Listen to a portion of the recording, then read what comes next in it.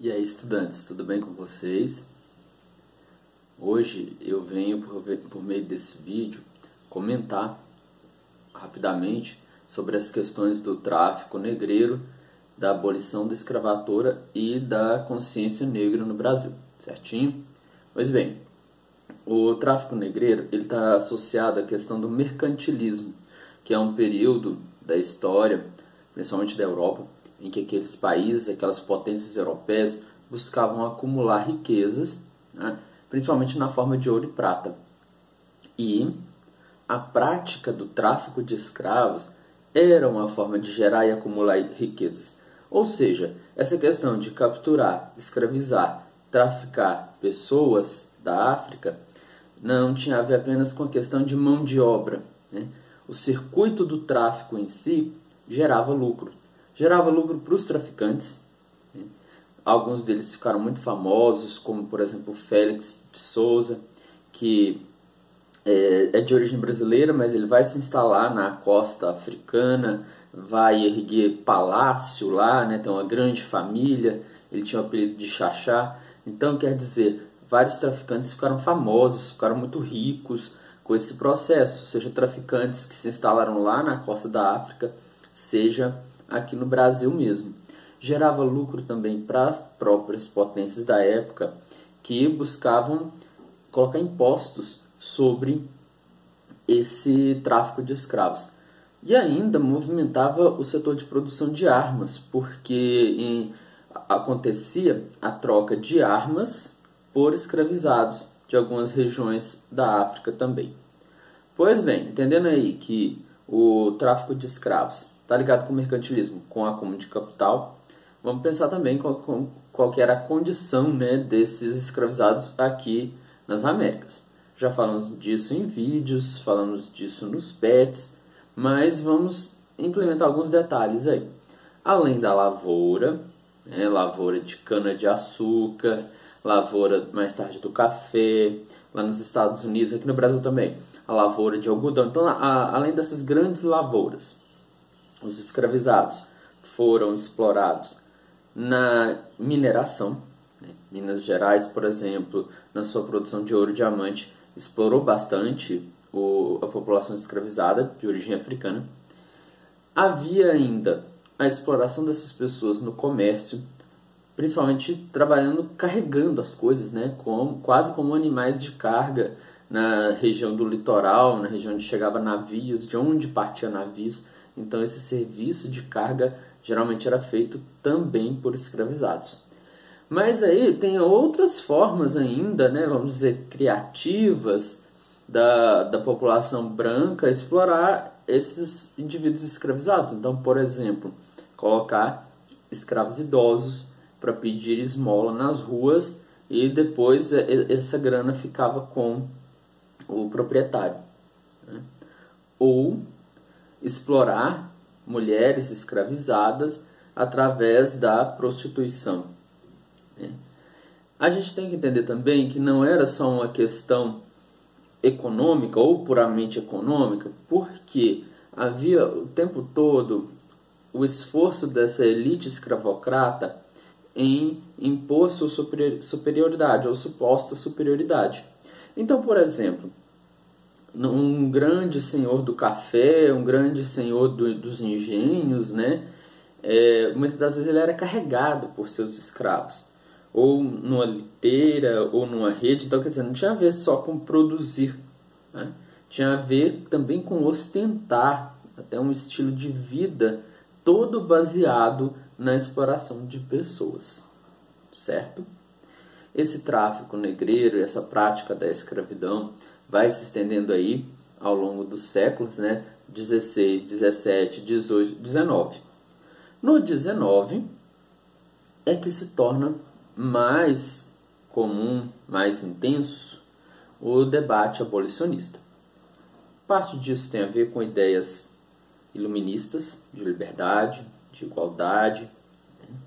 Então, nesse debate abolicionista vão se envolver jornalistas, médicos, eventualmente pessoas da Igreja Católica, eu digo eventualmente, né?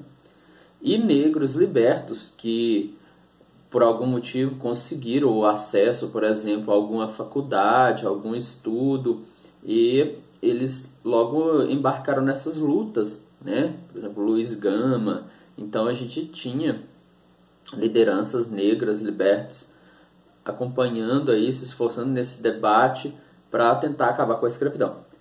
Não era um debate fácil, né? Porque a população branca, a elite branca, né, fazia muita pressão até sobre Dom Pedro II para que se mantivesse a prática da escravatura. Por outro lado, internacionalmente, a Inglaterra já estava pressionando pelo fim do tráfico. Não se tratava de uma questão humanitária, né? Não se tratava de uma questão da Inglaterra querer o bem desses escravizados. A gente tem um filme chamado Amistade, de 1997, que vai mostrar bastante como que era a atuação da Inglaterra, que inclusive na segunda metade do século XIX vai até vigiar mares, né? Vigiar partes ali do Oceano Atlântico, até com a ameaça de afundar o navio. Olha que interessante, né? Você vai então lutar contra o tráfico de escravos, como? Afundando o navio onde estão os escravizados. Horror, né? E o que movia a Inglaterra a pressionar contra o tráfico era o interesse de vender nas Américas, principalmente, seus produtos industrializados às suas máquinas, entendendo que, enquanto as Américas ainda gastavam muito com a compra e revenda de escravizados, então era um recurso que estava deixando de ser gasto nos negócios com a Inglaterra. O Brasil vai ser bastante pressionado, né, pelos ingleses, mas as elites aqui brasileiras também não queriam ceder, né? Então havia todo um debate, às vezes alarmista, de que, nossa, se abolisse a escravidão, o Brasil quebraria, né? A economia brasileira não teria o que fazer, né? Não teria como sobreviver. E muitos desses defensores da escravatura partiam dos princípios do liberalismo, que tem a ver lá com o iluminismo. Mas espera aí, professor, como assim liberalismo defendendo a escravatura? Pois é, ocorre que dentro ali da lógica liberal, um dos direitos, né, que eles mais defendem é o direito da propriedade. Então, muitos deles até afirmavam, nossa, é terrível mesmo esse negócio de escravidão, mas a gente não pode mexer porque é a propriedade, né? O cara comprou esses lotes de escravos, então seria errado, enfim. Então não é uma contradição, tá? Você pensar aí em liberais, às vezes até autores que ficaram conhecidos pelo liberalismo, sendo a favor de se manter a escravidão, certo? Mas, né, ainda assim, com essa pressão da Inglaterra vai ser aprovada a Lei Eusébio de Queiroz de 1850, que vai abolir, proibir o tráfico. Então, 1850 proibido o tráfico, não a escravidão ainda. Então, essa lei de 1850 proibia a vinda de novos navios, né, da região da África. Isso porque também a Inglaterra já tinha imposto uma própria lei, né, nesse sentido. Então o Brasil aqui só fez confirmar para não ter uma briga maior com a Inglaterra.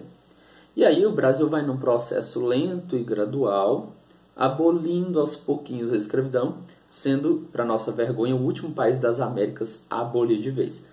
E aí, antes de abolir de vez, a gente tem ventre livre, né? Era uma lei que determinava que as crianças nascidas a partir daquele ano não eram mais considerados escravos, os filhos das escravas. Mas ela tinha algumas brechas. O dono poderia ser indenizado ou utilizar-se dos trabalhos desse escravo, dessa escrava jovem, até os 21 anos. Ou seja, pegava ali um período, né, que às vezes ia dos 10 anos, que é quando já colocavam esses filhos de escravas para trabalhar, até 21, explorando essas pessoas. Num outro momento, lei do sexagenário, que é um horror, uma piada de mau gosto, porque libertava os maiores de 65 anos. A maioria dos escravizados não chegava a isso, aqui no Brasil. Se chegava, estava doente. Então virou até uma lei para favorecer o dono, que não teria mais que cuidar daquele escravizado idoso, machucado, sequelado, enfim.